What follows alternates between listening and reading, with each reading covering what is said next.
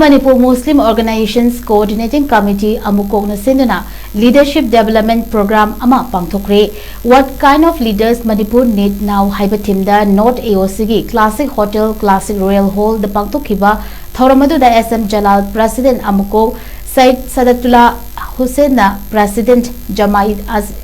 Islami Hind Engineer Muhammad Salim Vice President Jamaat Islami Hind Abdul Halim Local President Jamaat Islami Hind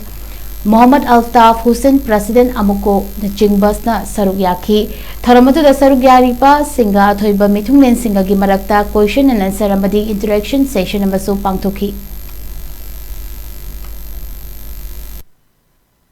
Nasi makki oina kay Manipur khunai sida akai leiba aduga loishanbang namdana leiba nomo gi hene sum bakthok chauthok na saglaiba ngai se masi muthadana bagi damakta lamdam sida leiba kanglu phurup mayam se masi gi marakta sana sinaba aduga understanding amsung shanti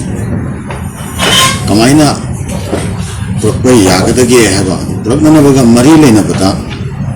akoina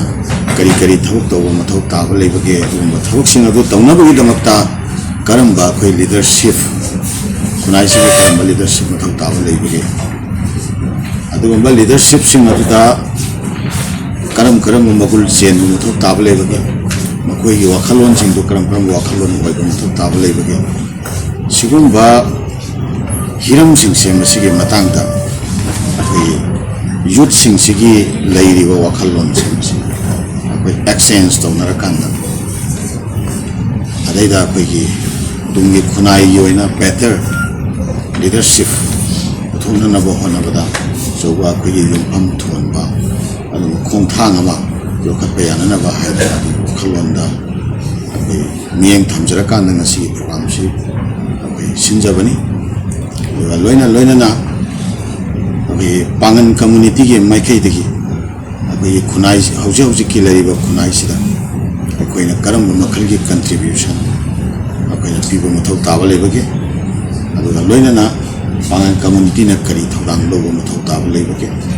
aduga akoi horai ba youth sing sina karam ba wakhal lon makoida akai lokshan no mathau taba lebage aduga loina na ngasi akoina khunai sida akai mang tharaga thawuk tawriba mioi singda maruoina political leaders poiro natraga social leaders oiraga su miyam gi mass people gi thajaba mangshaliba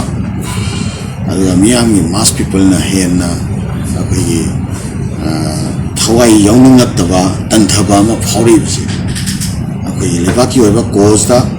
akai future ga mari lena ba cause miyam na tanthaba gi wakhalona phawriba akalamona tanglu phuruk ki oiba wakhalonda amana amata tathiba yengthiba gi wakhalon che akai wildfire dongna khanghaudana matam gi oiba rumor da khangde amada khangde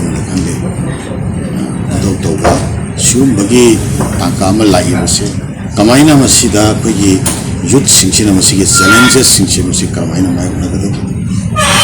duga drug ki hengalaiba drug na piraiba safu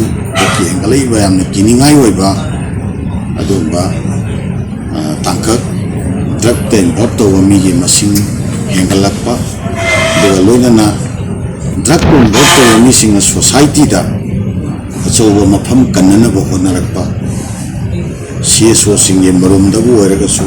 political leaders singe marum da bu oiragasu natragana dharma ga mari leinaba institution singe marum da oiragasu leishan laga lot laga madu tek loraga madai da society da mafam kannana bo honarakpa aduna maram oirakanda jakki piraiba safu semasi hena sinningai oiba ma tangka tumar langna wi maram su